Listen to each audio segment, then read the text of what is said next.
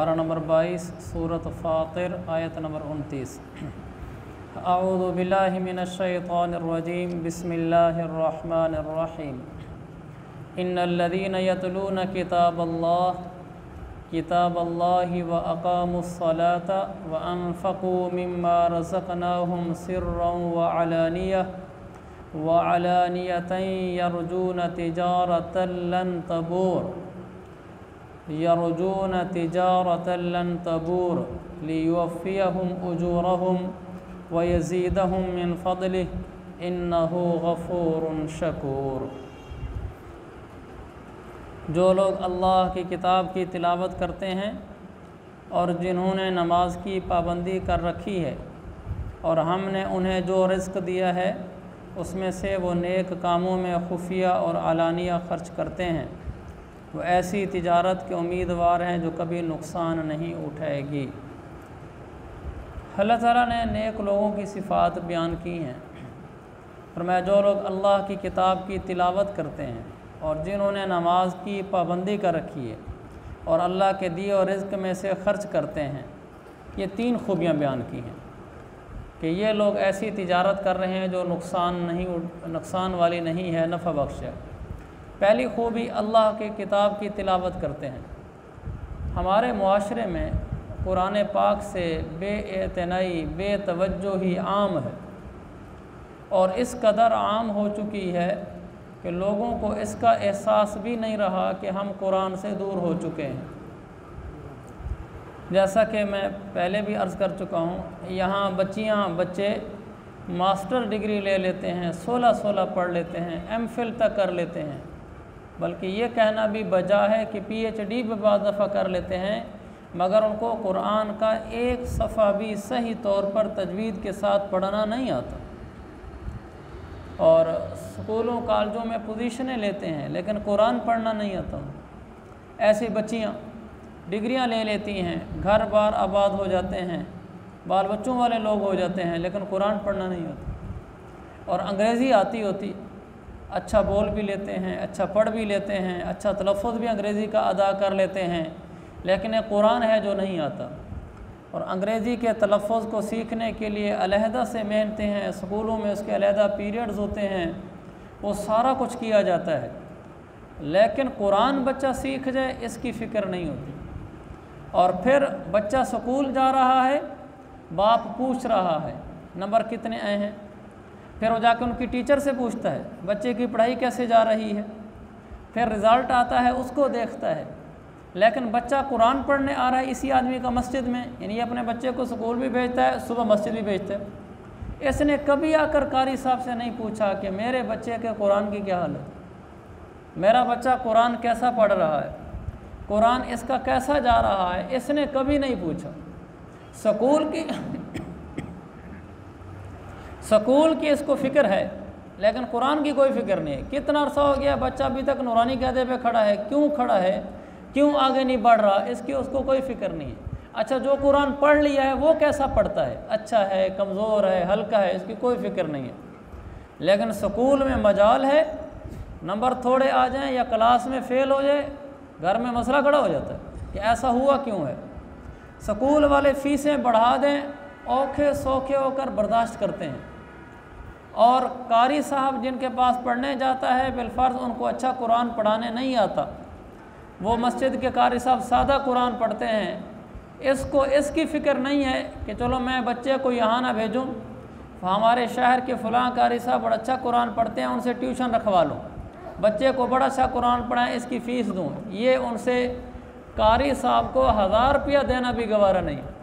और स्कूल की फ़ीसें जितनी बढ़ती चली जाएं उसको बर्दाश्त करते चले जाएंगे, लेकिन कुरान की तरफ पैसा न देने को दिल चाहता है, ना कुरान वाले की खिदमत करने को दिल चाहता है, ना अपने बच्चे को उस अच्छे कारी से ट्यूशन पढ़वाने को दिल करता है। उसको बस ऐसे ही करीबी मस्जिद में भेज दो, जिस मस्जिद के कारी साहब का कुरान ठीक है तो भी बिस्मिल्लाह, ठीक नहीं है तो भी बिस्मिल्लाह। कुरान की कोई हैसियत नहीं है, लेकिन स्कूल की हैसियत है। स्कूल पढ़ाने के लिए सबसे मशवरा करेगा कि मैं अपने इस शहर के किस स्कूल में बच्चे को दाखिल करूँ, मेयार तालीम कहाँ अच्छा है, वो बताएंगे जी फ़लाँ स्कूल का अच्छा है, उसकी फ़ीस ज़्यादा है, का कोई बात नहीं, कमाते किस लिए हैं, बच्चों को पढ़ा भी नहीं सकते। और बच्चे को कुरान पढ़ाने मैंने किसी से नहीं पूछेगा कि इसको अपने इस शहर के किस मस्जिद में दाखिल करूं, बस घर के करीब जो मस्जिद है भेज देगा। उस कारी साहब का कुरान कैसा ही है, इसको इसकी कोई ज़रूरत नहीं है पूछने की। लेकिन स्कूल के मामले में ऐसा कभी भी नहीं करेगा। स्कूल पढ़ कर रहेगा, अलहदा से ट्यूशन पढ़ेगा, उसकी अलहदा फ़ीस बर्दाश्त करेगा। लेकिन बच्चा कुरान पढ़ कर आएगा, ये इसकी फ़िक्र नहीं करेगा कि बच्चा कुरान को अच्छी तरह पढ़ भी रहा है कि नहीं पढ़ रहा, ताकि किसी और जगह पढ़ाऊँ। कुरान हमारे यहाँ नऊज़ बिल्लाह एक फ़ारिग चीज़, इसकी कोई हैसियत नहीं है। क्या ये बातें हक़ाइक़ नहीं है जो मैं अर्ज़ कर रहा हूँ? क्या हमारा मुआशरा इसी का शिकार नहीं है? इल्ला माशाअल्लाह कोई एक अद फ़र्द होगा जिसमें ये बातें नहीं पाई जाती होंगी, वरना क्या हमारा सारा मुआशरा इसकी लपेट में नहीं है? तो अगर हमारा मुआशरा इसका शिकार है तो फिर क्या ये वाज़ेह दलील नहीं है कि हमारे यहाँ कुरान एक फ़ारिग चीज़ है, उसकी कोई अहमियत नहीं है? भला हम ज़ुबान से ना कहें और ना ही हम कह सकते हैं, ना ही हमें कहना चाहिए। ये तो हमारा ईमान ही इसी वजह से कायम है कि हम ज़ुबान से कहते हैं कि नहीं नहीं कुरान असल है, कुरान सब कुछ है, कुरान ऊँची चीज़ है, स्कूल कॉलेज कुछ नहीं। ये तो ज़रूरी है कहना, नहीं कहेंगे तो ईमान ख़तरे में पड़ जाएगा। बस वो ईमान की हद तक ही खड़े हैं, आगे अमल में ज़ीरो हैं। तो मेरे अज़ीज़ भाइयों, ये तो था हमारा कुरान का हाल। अब इस तरगीब के बाद हमने करना क्या है? मैंने और आपने, हमने अपने बच्चों के कुरान की फ़िक्र करनी है। मेरा बच्चा कुरान किस मस्जिद में पढ़ता है, उस कारी साहब की तिलावत और पढ़ाने का तजर्बा कैसा है। कारी साहब के पास 70 बच्चे बैठे हुए हैं, 60 बच्चे बैठे हुए हैं। आप खुद सोचें, एक कारी के पास 35 बच्चे हैं। सुबह सारे बच्चे 1 घंटा पढ़ने के लिए जाते हैं, 1 घंटे बाद सब ने वापस आ जाना है, स्कूल जाना होता है। एक कारी साहब के पास 40 बच्चे हैं, उसमें आपका बच्चा भी पढ़ने जाता है। वो 40 बच्चों को अगर 2-2 मिनट भी दे, 2 मिनट में सबक हो सकता है? 2 मिनट में सबक हो सकता है भला? अगर 2-2 मिनट भी दे तो 80 मिनट बनते हैं। टोटल सुबह का दौरानिया 1 घंटा है, तो आपके बच्चे को क्या टाइम देगा? वो दे ही नहीं सकता। वो कार्रवाई करेगा, उसमें उसका कसूर नहीं है, उसमें तादाद ज़्यादा है। तो लिहाजा आपको क्या चाहिए? आप कारी साहब को स्पेशल हायर करें, आप अपने घर में ट्यूशन रखवाएं, या उसी कारी साहब से अलहदा वक्त देकर उसको फ़ीस दें। आप कहेंगे मेरे बच्चे के कुरान का मसला है, मैं यहाँ सुबह इसलिए नहीं पढ़ा सकता कि यहाँ तादाद ज़्यादा है और वक्त कम है, तो आप उससे अलहदा आधा घंटा अपने घर के लिए ले लें। वही कारी या शहर का जो अच्छा कारी आपको मिल जाए, वो आए आपके बच्चों को कुरान पढ़े। आप उस कारी साहब से कहें मुझे हफ्ता बाद रिपोर्ट दिया करें कारी साहब कि मेरा बच्चा कैसा जा रहा है, इस बात की रिपोर्ट, ये तरक्की कर रहा है नहीं कर रहा, ये सुस्ती करता है, ये वक्त पर आपके पास पढ़ने आता है नहीं आता।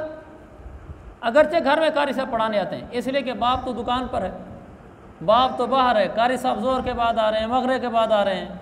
बच्चे नखरे करते हैं जब कारी साहबान घरों में आते हैं, बस अभी है और अभी आए। तो आधे घंटे का मसलन कारी साहब ने टाइम दिया तो 5-10 मिनट तो बच्चा वैसे निकाल देता है। कारी साहब से रिपोर्ट, जी मेरा बच्चा टाइम पर आता है आपके पास, या आप घर में आते हैं और बैठे रहते हैं बैठक में इंतज़ार में? फिर वो तवज्जो देता है कि नहीं देता? फिर पता चलेगा कि इस बाप को अपनी औलाद के कुरान की भी फ़िक्र है, वरना तो इसको दुनिया और स्कूलों की फ़िक्र है और कुरान की इसको कोई फ़िक्र नहीं है। और फिर जो बच्चा कुरान पढ़ रहा है उससे कभी सुनना, ठीक है आपकी अपनी तजवीद भला अच्छी ना हो, लेकिन इतना तो आप पहचान लेते हैं ना कि मेरा बच्चा खूबसूरत पढ़ रहा है या गलत पढ़ रहा है, ये तो पता चल जाता है। मेरा बच्चा तजवीद के साथ पढ़ रहा है जैसे अच्छे कारी साहबान पढ़ते हैं, या ऐसे ही पढ़ रहा है सादा सुदा पढ़ रहा है, इससे आपको खुद अंदाज़ा हो जाएगा। तो अगर आपका बच्चा कारी साहब बस ठीक चल रहा है तो बहुत अच्छा, वरना कारी साहब बदले। कि बच्चे का कुरान एक बड़ा मसला है कि मेरा बच्चा कुरान सही पढ़ रहा है कि नहीं पढ़ रहा। यही बच्चा जब बड़ा हो जाएगा फिर आपके हाथों में भी नहीं आएगा। तो मेरे अजीज़ भाइयों, कुरान की तिलावत, कुरान को तवज्जो, ये बुनियादी चीज़ है। अल्लाह ने क्या फरमाया? इन्नल्लज़ीना यतलूना किताब अल्लाह, अल्लाह की किताब की तिलावत करते हैं। तिलावत तो वो करेंगे जो उनको तिलावत करनी आती हो। तिलावत तो वालिदैन ने सिखाई कोई नहीं, तो बेचारा क्या तिलावत करेगा। तो ये हमारा दुख है बहुत बड़ा, हमारे मुआशरे का दुख है कि हमारी औलादें और नस्लें कुरान से रस्मी तौर पर जुड़ी हुई हैं, हकीकी तौर पर नहीं, और दुनिया की तालीम से हकीकत के साथ जुड़ी हुई हैं। तो हमने अपने बच्चों को कुरान के साथ हकीकत में जोड़ना है, अपने बच्चे के कुरान की फ़िक्र करनी है। ये तो गरीब अमीर सारे कर सकते हैं। घर कारी साहब को ट्यूशन पे नहीं रख सकते आप, माली हालात नहीं है, तो मुमकिन है कोई कारी साहब इस पर भी तैयार हो जाएं कि आप मेरा बच्चा आपके पास मस्जिद में आ जाया करेगा, आप कोई और टाइम दे दें, इसको 15 मिनट दे दिया करें, तो वो 15 मिनट कारी साहब आपको दे दिया करेंगे, आपका बच्चा कुरान पढ़ लिया करेगा। दीन ही एक वह चीज़ है जो मुफ्त है, एक दीन ही वह चीज़ है जो मुफ्त है। और कारी साहब ऐन मुमकिन है आपको मुफ्त पढ़ाने के लिए तैयार हो जाए, और वरना किसी ऐसी मस्जिद में जिसमें तादाद कम हो और कारी साहब उसको वक्त दे सकें, आप वहाँ दाखिल करें। स्कूलों में फ़ीसें हैं और मदरसों में कोई फ़ीस नहीं, इसके बावजूद लोग तैयार नहीं हैं। दुनिया की चीज़ों की फ़ीस है और दीन की कोई फ़ीस नहीं है, इसके बावजूद लोग तैयार नहीं हैं। तो हमने इसकी फ़िक्र करनी है कि मेरा बच्चा बहुत अच्छा कुरान पढ़ता हो, बड़ा खूबसूरत कुरान पढ़ता हो, कारी कुरान हो। अगला दर्जा उसको हाफिज़ बनाने का है। भला आप उसको स्कूल पढ़ें, कॉलेज पढ़ें, आप उसको हाफिज़ भी बना दें साथ। स्कूल कॉलेज पढ़ने के साथ हाफिज़ बनना तो बिल्कुल आसान है, ये तो कोई ऐसी मुश्किल चीज़ नहीं है। कितने बड़े बड़े अफीसर हैं जो हाफिज़ हैं, कितने डॉक्टर हैं जो हाफिज़ हैं, ये तो मारूफ बात है। कितने डॉक्टर हैं जो हाफिज़ हैं, कितने इंजीनियर हैं जो हाफिज़ हैं, ये तो हमारे आम सी चीज़ है। बस सिर्फ वालिद की सोच का फ़र्क है, वो बच्चे के अंदर कुरान उतारना चाहता है या नहीं उतारना चाहता। अगर उतारना चाहते हैं तो दुनियावी जज्बे से, हम पढ़ते थे वहाँ कॉलेज में, तो हमारे उर्दू के प्रोफेसर थे बड़े मशहूर, तो हमें हमारे घर वालों को धुन थी कि हमारा बेटा बस डॉक्टर बन जाए, और हमें भी अल्लाह के फजल से पढ़ने का शौक़ था, तो हम उर्दू की भी ट्यूशन पढ़ते थे, और उस वक्त 500 रुपया फ़ीस होती थी और अच्छी खासी होती थी। लेकिन बस ये था कि हर सब्जेक्ट की ट्यूशन पढ़नी है ताकि मेरिट बन जाए। दुनिया की तो ऐसी धुन थी। तो हम वहाँ पढ़ते थे जिस सर के पास उर्दू की ट्यूशन, तो उन्होंने कहा कि मैंने अपने बेटे को FSC करवा रहे थे, वो भी अपने बेटे को, मैंने अपने बेटे को साथ साथ हिफ्ज़ करवा रहा हूँ। अब आप उनकी वजह सुने, जो वजह ठीक नहीं है लेकिन मुमकिन है हिफ्ज़ कराना।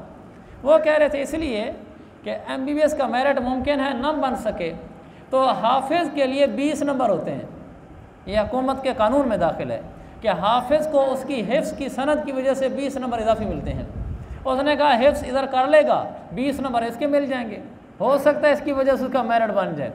तो उसका जज्बा ये नहीं था कि इस हाफिज़ की वजह से अल्लाह मेरी आखिरत अच्छी बनेगा, मुझे जन्नत मिलेगी, दुनिया का जज्बा था, लेकिन हिफ्ज़ करा रहा था वो। इसका मतलब है कि हिफ्ज़ के लिए टाइम निकाला जा सकता है।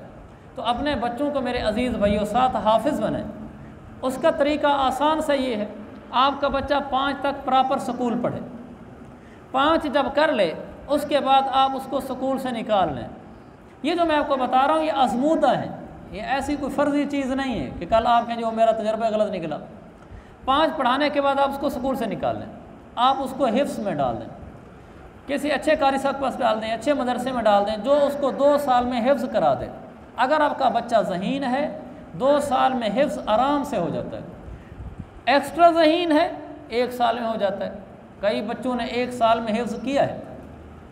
यहाँ कारी खालिद साहब के पास इब्राहिम लड़का मौलाना हमारे उस्ताद मौलाना काशिफ साहब का रिश्तेदार था, वो 1 साल में हिफ्ज़ करके किया, और ख़ुद हमारे उस मदरसे के उस्ताद मौलाना काशिफ साहब उनके बेटे हिफ्ज़ कर रहे हैं और उनका कुरान ख़त्म होने वाला है। तकरीबन 1 साल बाद उनके दोनों बच्चों का हिफ्ज़ हो जाएगा। एक ने 3री के बाद हिफ्ज़ में शुरू किया, दूसरे ने 5वीं के बाद। तो मेरा बेटा हिफ्ज़ कर रहा है, वो इंशाल्लाह 2 साल में हिफ्ज़ कर जाएगा आराम से इंशाल्लाह।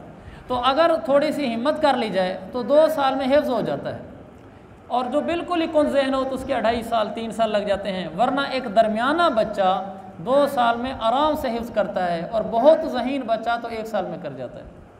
5वीं पढ़ा के आपने निकाल लिया, अब उसने हिफ्ज़ में आपने डाल दिया, आप उसकी पूरी रिपोर्ट लें, रोज़ाना ये कितनी सतरें सबक लेता है। हमने अपने बेटे की सतरें गिनी हुई हैं कि रोज़ाना ये इतनी सतरें ले तो 1 सिपारा इसका इतने दिन में ख़त्म होना चाहिए, 1 सिपारा इतने दिन में ख़त्म हो तो इसका कुरान कितने महीनों में ख़त्म होना चाहिए। उसी तरीके से मैं फिर बेटे से रोज़ाना रिपोर्ट लेता हूँ कि आज आपने इतनी सतरें ली हैं या नहीं ली।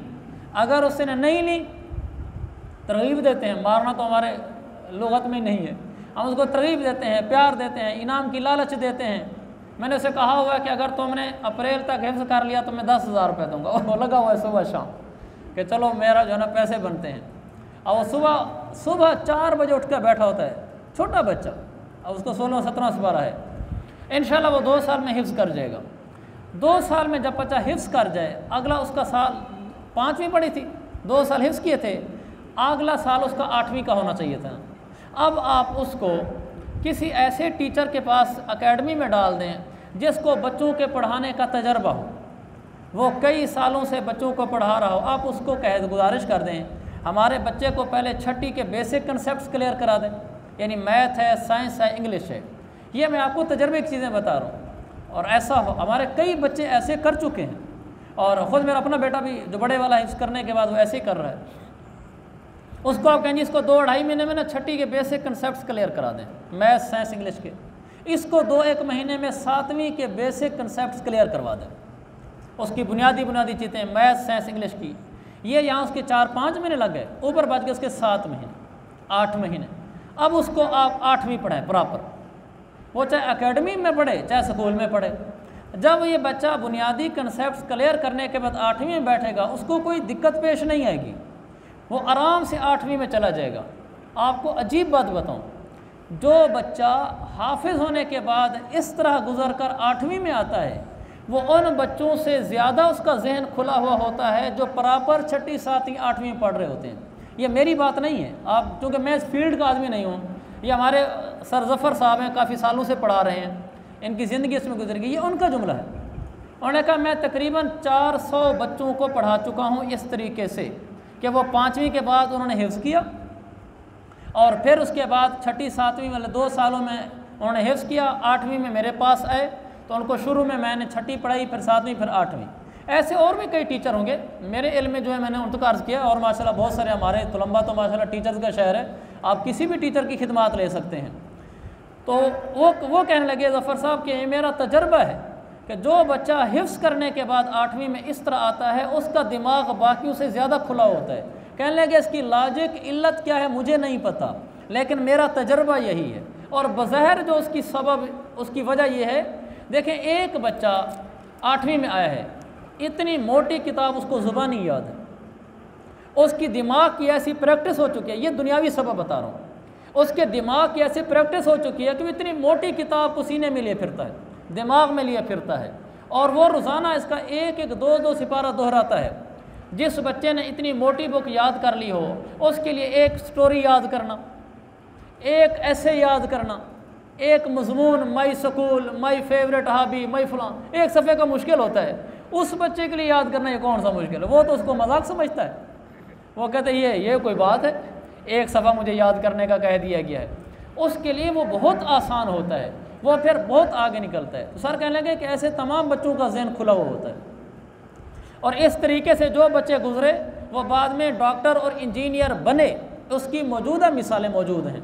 यह नहीं है कि वो सिर्फ गुजारे लायक बस स्कूल पढ़ गए, हिफ्ज़ की बरकत से उनके आगे जहन खुले, जहन खुलने की वजह से पढ़ाई में आगे गए।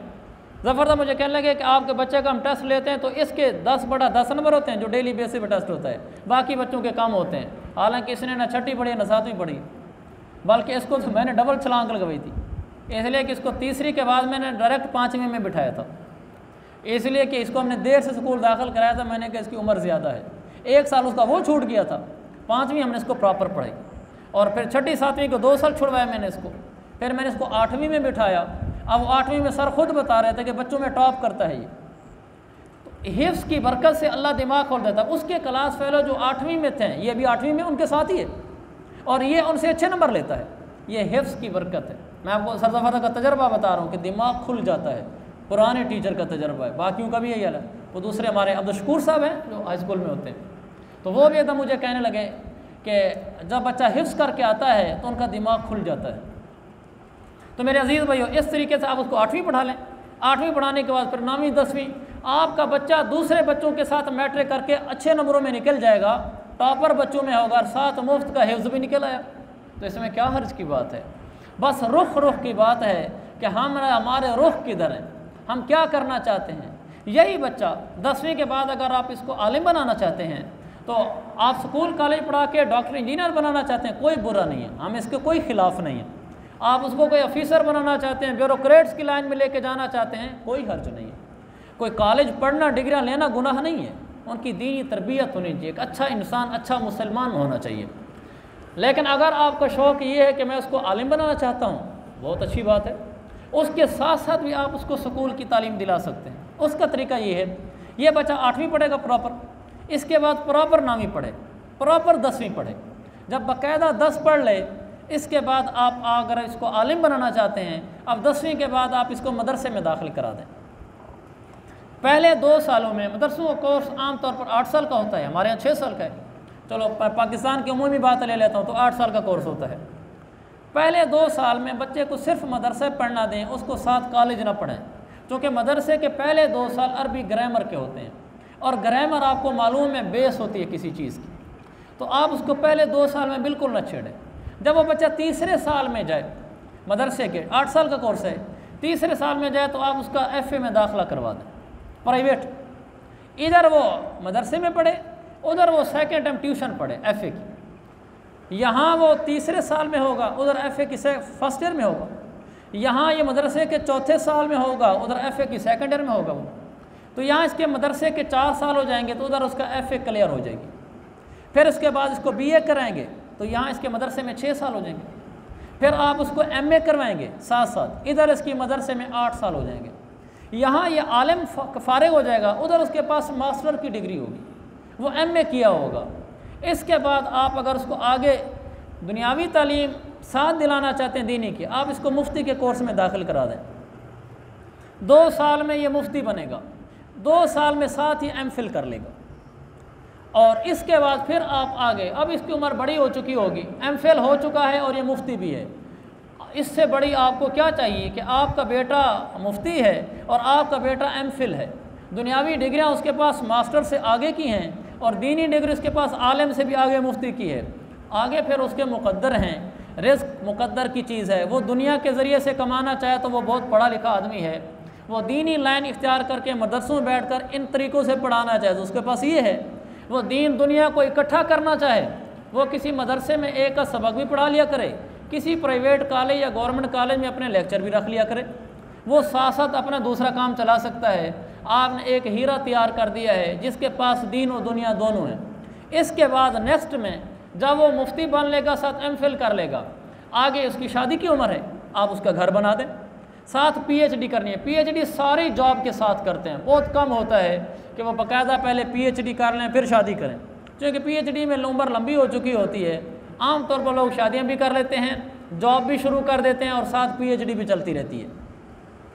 तो ये आपका बच्चा मुफ्ती बनने के बाद MPhil करने के बाद उसकी शादी हो जाएगी, ये जॉब शुरू कर दे किसी जगह दीनी या दुनियावी इदारे में, और साथ साथ PhD भी करता रहे। 4 सालों बाद ये PhD डॉक्टर होगा। फिर इसके बाद दुनिया की, पाकिस्तान की कम अज़ कम तालीमी लाइन में सबसे बड़ी डिग्री होगी PhD की, और दीनी लाइन में सबसे बड़ी डिग्री होगी मुफ्ती की। आपने उसको दीन दुनिया दोनों दे दिया है। बाकी रिज़्क मुझे मेरे रब की कसम मस्जिद में बैठ कर कह रहा हूँ, वो उसके मुकद्दर का उसको मिलेगा, इस वजह से कि आपने उसको आलिम बनाया है। उसका रिज़्क पीछे नहीं हटेगा, वो उसको मिलेगा। अल्लाह ने उसे खूब रोज़ी लिखी है, अल्लाह उसे खूब रोज़ी देगा। अल्लाह ने उसे नहीं लिखी, वो कमज़ोर रहेगा। ये मेरे रब का निज़ाम है। इसमें आलिम बनने बनाने का कोई दखल नहीं है कि आलिम बनेगा तो भूखा मर जाएगा, आलिम नहीं बनेगा तो जहाज़ों पे उड़ेगा, ये इसका कोई सीन नहीं है। ये तकदीर के फ़ैसले हैं। अंगूठे टेकों को वो फैक्ट्रियों का मालिक बना देता है। मास्टर डिग्री क्या CA किए हुए फिर रहे होते हैं और जॉब ढूंढते फिर रहे होते हैं। वो मिन्नतें कर रहे होते हैं। सर हमारे दोस्त से मैंने बताया, उन्होंने इंजीनियरिंग की हुई थी तो उनकी 14,000 रुपये तनख्वाह थी। तो मैंने कहा कि इतनी थोड़ी तनख्वाह तुम्हारी, तुम इंजीनियर हो। कहने लगा जिस जगह जॉब के लिए जाते हैं वो कहते हैं यही तनख्वाह है, नहीं काम करना। कई इंजीनियर फिर रहे हैं जिनकी CV हमारे पास आई पड़ी हैं, क्योंकि बहुत हो गए हैं ना, तो उनको कह रहे हैं नखरा है। कहने को मुझे कहते हैं नहीं करना, तो हमारे पास कई लोगों की CV आई पड़ी हैं, हम किसी और को सिलेक्ट कर लेंगे। कहा मजबूरी अब करनी पड़ती है। इंजीनियर होकर भी 14,000 रुपये तनख्वाह पे नाकाम करे तो बचा क्या है पीछे? मुकद्दर के रिज़्क हैं। ये जो DG सीमेंट फैक्ट्री है, इसका जो मालिक है मियां मनशा, वो अंगूठा लगाता है और पाकिस्तान की शायद सबसे बड़ी सीमेंट फैक्ट्री है, और उसका मालिक अंगूठा लगाता है। CA किए उसकी मिन्नतें करते फिर रहे होते हैं कि सर हमें जॉब मिल सकती है। रिज़्क मेरे भाइयों मुकद्दर का है। किसी को आलिम बनाने से, हाफिज़ बनाने से रिज़्क पीछे नहीं हटते। तो ये दोनों रास्ते मैंने आपको बता दिए। मैंने आपको ये पता है कि हमको इसके भी तरगीब नहीं देते कि आप लोग अपने बच्चों को कॉलेज ना पढ़ाएं, ऑफिसर ना बनाएं, डॉक्टर इंजीनियर ना बनाएं, आप मैट्रिक के बाद उसको आलिम नहीं बनाना चाहते तो ये कोई आप गुनाह भी नहीं कर रहे। आप उसको दीनी लाइन में चलाएं और एक अच्छा इंसान बनाएं, नेक मुसलमान। आप साथ आलिम बनाना चाहते हैं, बहुत खूबसूरत बात है, तो उसके साथ भी दीनी तालीम हो सकती है। अल्लाह ताला मुझे और आपको सही समझ अता फरमाए। कम अज़ कम ये समझ तो अल्लाह हमारी पुख्ता कर दे कि रिज़्क़ का ताल्लुक़ मौलवी बनने ना बनने के साथ नहीं है, रिज़्क़ का ताल्लुक़ तकदीर के साथ होता है। कोशिश सारी दुनिया करती है, करनी भी चाहिए, लेकिन उसके फ़ैसले तकदीर के साथ होते हैं। अल्लाह ताला हम सबको सही समझ अता फरमाए।